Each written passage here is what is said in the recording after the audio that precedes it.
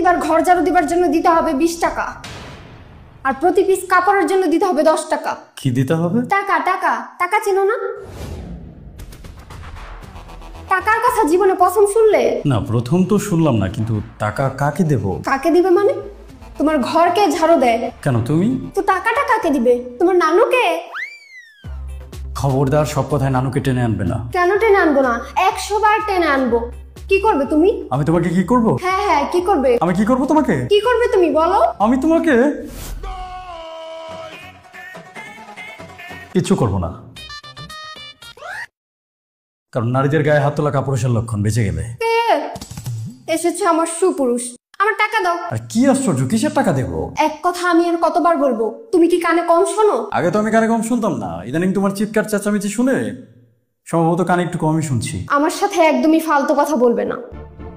আমার টাকা দাও, তা না হলে তোমার বাসার সমস্ত কাজ ফেলে আমি চলে যাব। তুমি কোথায় যাবে? আমি কোথায় যাব সেটা কি তোমাকে বলে যেতে হবে? একদম কাজের লোক পেয়ে বসেছো আমাকে, তাই না? সব কাজ ফ্রি ফ্রি করে দেই তো, এর জন্য আমার মাথায় উঠে বসেছো। নিজেকে দেখেছো? তোমার মাথায় আমি কখন উঠলাম? আমি তোমার মাথায় উঠলে তোমার ঘাড় ভেঙে যাবে।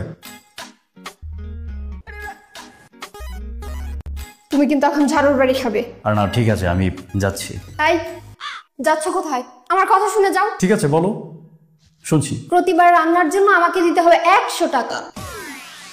100 টাকা? হ্যাঁ, শুধু রান্নার জন্য? 100 টাকা। খুবই ভালো একটা প্রস্তাব তুমি দিয়েছো। তোমারও তো টাকার প্রয়োজন আছে, তো ব্যাপারটা কি শুধু মুখে মুখেই থাকবে? মুখে মুখে থাকলে তো তুমি একসময় ভুলে যাবে, তখন আবার টাকাটা তুমি পাবে না। আমি বলি কি, হিসেবটা আমি কোনো একটা খাতায় লিখে রাখি। খাতায় লিখে রাখবে মানে? লিখতে লিখতে ধরো একসময় অনেক টাকা তোমার জমা হয়ে যাবে, বছর 30 পর একসাথে অনেকগুলো টাকা তুমি আমার কাছ থেকে নিতে পারবে। তখন কিন্তু তুমি আমার চেয়ে ধনী হয়ে যাবে, কি বলো? আমাকে ঠকানোর প্ল্যান করছো, তাই না?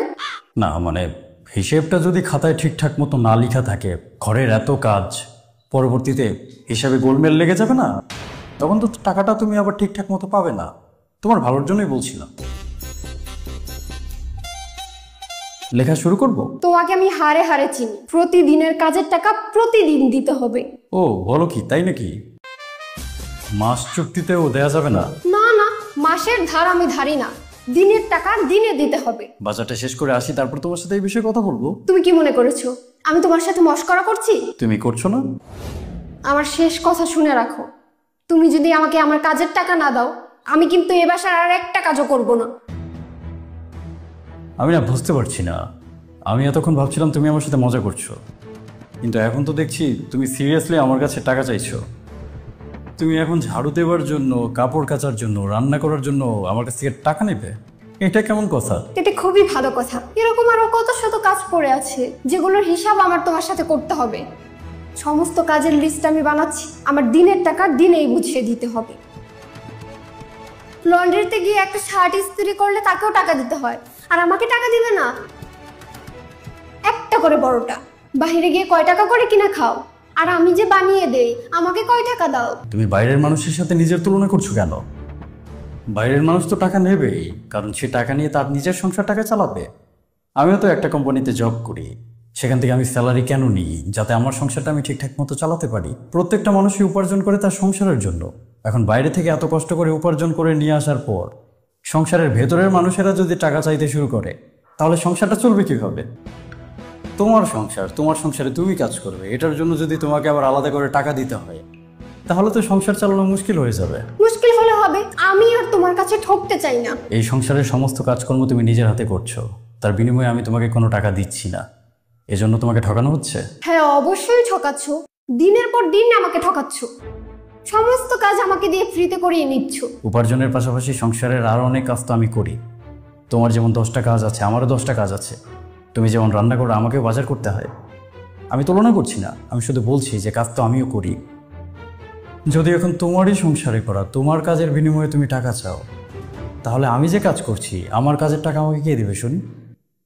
তুমি শুধু তোমার হিসেবটাই জানো, আমার হিসেবটা করার প্রয়োজন বোধ করছো না। এটা কি এক ধরনের স্বার্থপরতা হয়ে গেল না? তোমার কম্পিউটার শেখার ইচ্ছা ছিল, আমি তোমাকে শেখার ব্যবস্থা করে দিয়েছি। আমি আমার সারা জীবনের সমস্ত উপার্জন দিয়ে তোমার জন্য একটা বুটিক শপ চালু করার ব্যবস্থা করছি, সেটা আমি না করলেও পারতাম।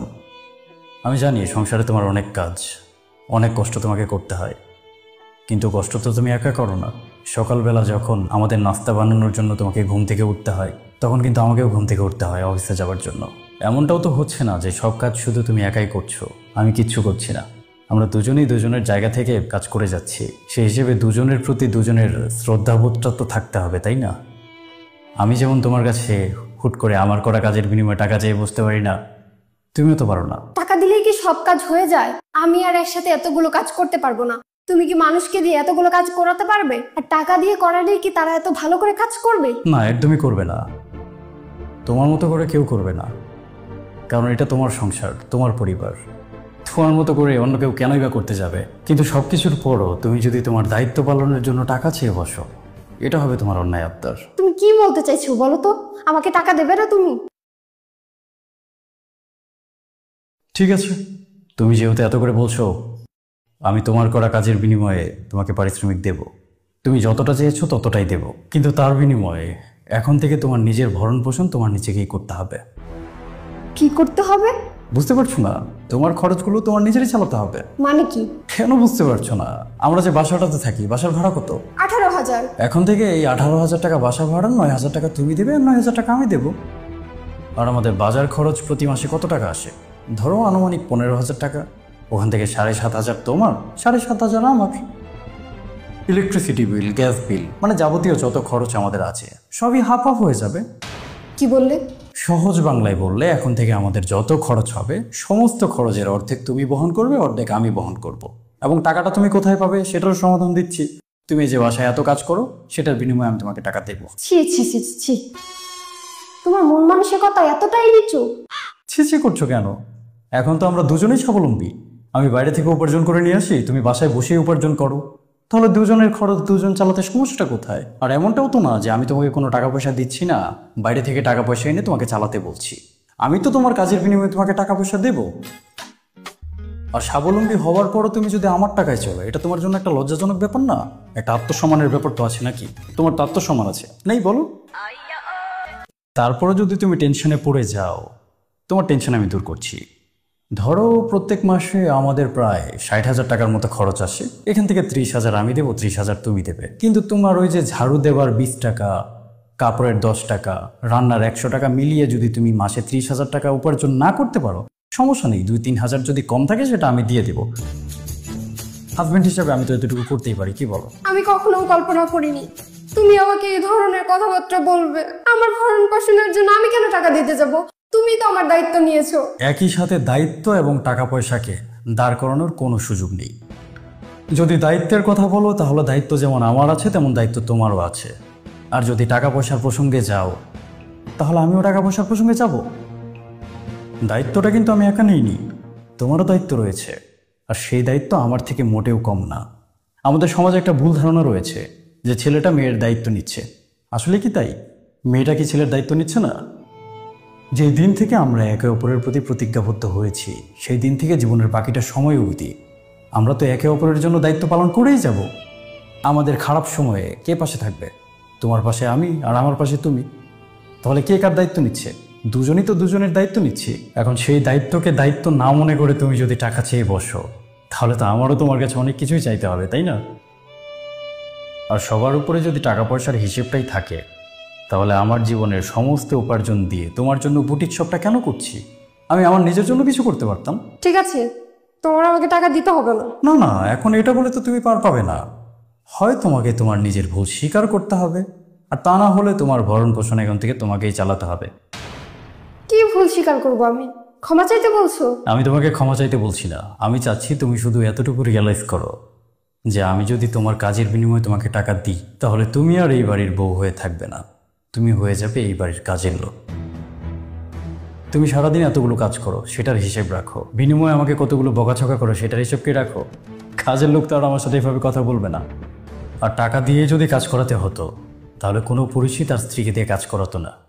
বাসার 10 ধরনের কাজের জন্য 10 ধরনের লোককে ভাড়া করে নিয়ে আসতো, টাকা দিয়ে তাদেরকে দিয়ে কাজ করিয়ে দিন শেষে বিদায় করে দিত।